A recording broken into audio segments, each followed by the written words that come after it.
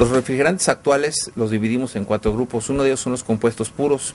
Los compuestos puros son los gases refrigerantes que solamente tienen un solo tipo de moléculas. Tal es el caso del R11, del R12, del R134A. Las fugas en un sistema de refrigeración no alteran su composición. De ahí siguen las mezclas azeotrópicas. Las mezclas azeotrópicas se componen de 2 moléculas. También tienen la misma composición en fase líquida que en fase gaseosa. Las fugas no alteran su composición. Y aquí empiezan en el número 5, la serie 500, el R501, 502. Los terceros son las mezclas azeotrópicas. Aquí aparece el número 4 y aquí ya están formados por 2 o más tipos de moléculas. Y aquí las fugas ya alteran su composición. Los ejemplos que tenemos, el R401, 401B, 409A. Los cuartos son las mezclas casi azeotrópicas. Aquí, a diferencia de las azeotrópicas, es que el deslizamiento de temperatura que tienen es muy pequeño. ¿Qué es el deslizamiento? Tenemos aquí en nuestra gráfica el punto de burbuja y el punto de rocío. Nosotros estamos acostumbrados a trabajar con gases como el R134A, que son compuestos puros y que no varían la temperatura durante el proceso de evaporación, a diferencia de las mezclas azeotrópicas, que sí se separan, tienen una variación y a eso nosotros le llamamos deslizamiento de temperatura. Son gases que no trabajan a temperatura constante debido a que es una mezcla. Son 3 gases refrigerantes independientes uno del otro, y entonces por eso tenemos el deslizamiento de temperatura, que generalmente lo vamos a tener en la parte del inicio del arranque del sistema de refrigeración. Conforme se va estableciendo la temperatura, este deslizamiento tiende a disminuirse. Aquí tenemos, por ejemplo, una de las láminas. Imagínense que son 3 cilindros de gas refrigerante. Uno de ellos es el 134A, el siguiente es el R507, el siguiente es el R409A. El 134A solamente tiene un solo tipo de moléculas, por eso solamente tiene un solo color. El R507 tiene de 2 tipos, pero aquí se separan en pares. Por eso cuando presenta fugas en un sistema de refrigeración, no se nos altera la composición. Y el R409A, este tiene ya 3, pero son 3 gases refrigerantes independientes uno del otro. Si llegamos a tener fugas, su composición, una es en fase líquida y su composición es diferente en fase gaseosa. Este tipo de gases refrigerantes se deben de cargar siempre en fase líquida. Los gases puros o los gases azeotrópicos los vamos a poder cargar como siempre en fase gaseosa o en fase líquida, pero los azeotrópicos los deberemos de cargar todos en fase líquida, y como se ve, todos los que empiezan en 4 se deben de cargar en fase líquida. De lo contrario, se nos puede fraccionar el gas. De hecho, cuando cargamos este tipo de gases refrigerantes, la recomendación es que le coloquemos un pivote en la válvula de carga para que nos sirva como elemento de expansión y nos ayude a amortiguar un poco la presencia de refrigerante líquido que vamos a estar cargando al sistema, ya que esta nos puede ocasionar que se nos desplace el aceite del cárter del compresor y se nos atore en nuestro equipo por inundación, o si lo hacemos muy rápido podemos ocasionar hasta un golpe de líquido en el compresor, dañándolo. ¿De dónde vienen los números? Fíjense, las letras mayúsculas que empiecen ustedes a observar en los gases refrigerantes nos van a denotar una mezcla, y en cambio la letra minúscula nos va a decir que es un gas puro y además pertenece a la familia de los isómeros. La serie 400, estamos en presencia de una mezcla azeotrópica y la deberemos de cargar en fase líquida. La serie 500 se puede cargar en fase gaseosa o en fase líquida, como el caso del 502.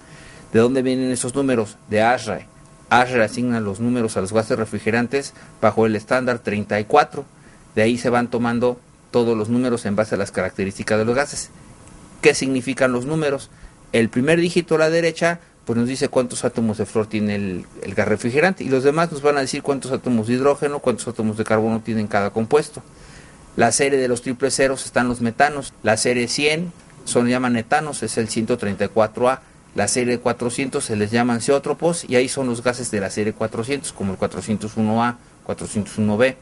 La serie 500, ahí ya tenemos a los azeótropos, que ya son, como por ejemplo, el R507 o el R502, estos empiezan en 5, y estos los podemos cargar como si fuera un compuesto puro, fase gaseosa o fase líquida. Esta tabla que está aquí es la tabla del estándar 34. Como ustedes observarán, los gases refrigerantes con los que nosotros trabajamos tradicionalmente pertenecen a la clasificación A1, que son los que tienen la menor toxicidad y la menor inflamabilidad. Y por ejemplo, los nuevos gases, los hidrocarbonos, que son los que pertenecen al grupo A3, que son los que tienen más flamabilidad y un poquito más de toxicidad. Los sustitutos del R12, en esta lámina podemos observar 4. El R134A es el que es libre de cloro. Los otros tres tienen cloro en sus componentes y además los deberemos de cargar en fase líquida. El 401A y el 401B se lubrican con aceite aquilbenceno, 409A se lubrica con aceite mineral o con aceite aquilbenceno, y el 134A lo deberemos lubricar con aceite poliéster.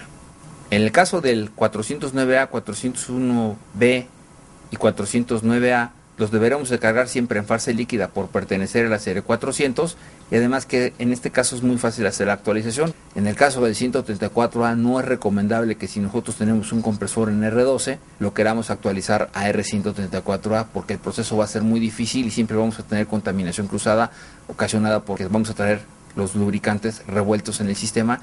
Podemos ocasionar que nuestro compresor se nos desviele. Cuando queramos hacer una actualización de esas características, lo mejor será comprar un compresor de 134A, darle un barrido al sistema e instalar el 134A. Como ustedes verán, los gases refrigerantes nuevos tienden a tener cada vez la presión más elevada.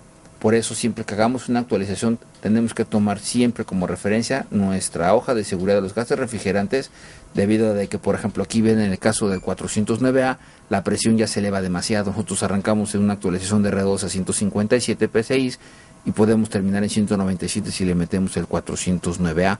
Por eso la recomendación es siempre tratar de buscar, leer en nuestra hoja de seguridad cuál es el gas que nos va a ocasionar el mejor efecto parecido al que tenemos con R12 para hacer nuestra sustitución. En el caso del 502, aquí tenemos un poquito más de opciones. Al igual tenemos nuestras mezclas 402A, 402B, 408A, que podemos lubricarlos con aceite alquilbenceno. 408A lo podremos lubricar con aceite alquilbenceno o aceite mineral, y en el caso del 404A y el 507, estos gases, por ser libres de cloro, los tendremos que lubricar con lubricante poliéster. El 404 es una mezcla azeotrópica que lo tendremos que cargar siempre en fase líquida, y el 507 lo vamos a poder manejar como si fuera 502, lo vamos a poder cargar en fase gaseosa o en fase líquida. El 402A y el 402B los podremos lubricar con alquilbenceno. El 408A puede incluso trabajar con aceite mineral o aceite alquilbenceno, y aquí es muy fácil hacer la actualización. Como en el caso anterior, los gases nuevos tienden a trabajar cada vez con la presión más elevada. Por ejemplo, si estamos sustituyendo de 502 por un gas nuevo, fíjense, pasamos de 282, con 404A estaremos en 311, y con el 507 ya estaremos arriba en 321, ya todos los gases nuevos tienden a subir la presión de la descarga.